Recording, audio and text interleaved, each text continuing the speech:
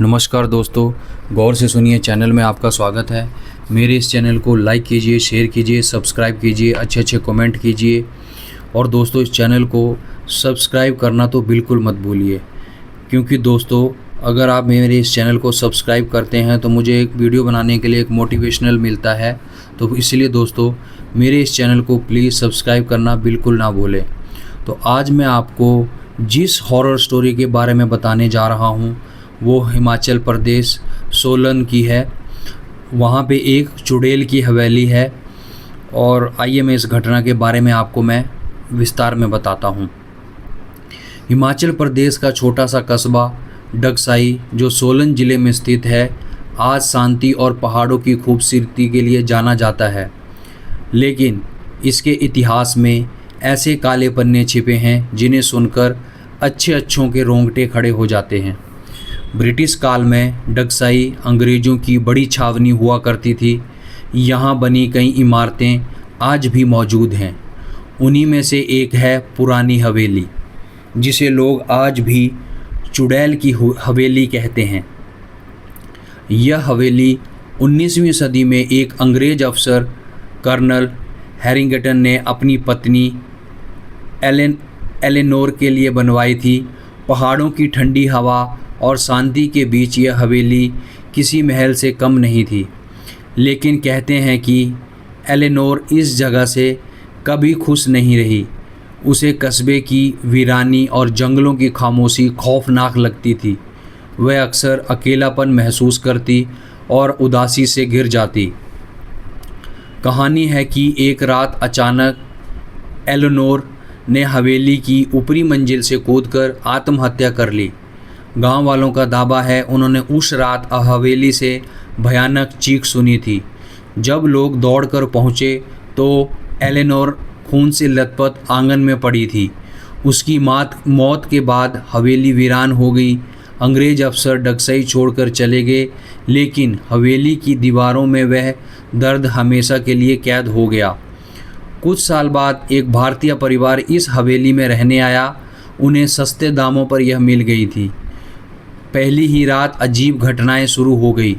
आधी रात को दरवाजे अपने आप बंद होने लगे, खिड़कियां हिलने लगी और सबसे डरावना, घर की औरत ने देखा कि आईने में उसके पीछे सफ़ेद गाउन पहनी एक औरत खड़ी है।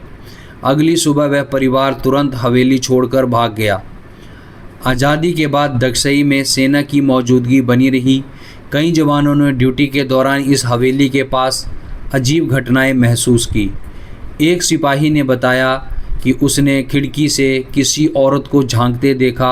दूसरा कहता था कि रात में वहां से पायल की छनक और रोने की आवाज़ आती है। कई बार तो सैनिकों को लगा कि कोई अदृश्य शक्ति उनकी वर्दी पकड़कर खींच रही है। कुछ साल पहले पास के कॉलेज के छात्रों ने रोमांच के लिए रात को हवेली में प्रवेश किया। जैसे ही वह अंदर गए, वहाँ अचानक ठंडी हो गई। टार्च की रोशनी बार बार बुझने लगी। एक छात्र ने कहा, यहाँ कोई है। अचानक सीढ़ियों पर एलेनोर की आत्मा दिखाई दी। उसका चेहरा नीला, आंखें खून से भरी और होंठों से चीख निकल रही थी। छात्रों ने भागने की कोशिश की, लेकिन दरवाज़ा अपने आप बंद हो गया।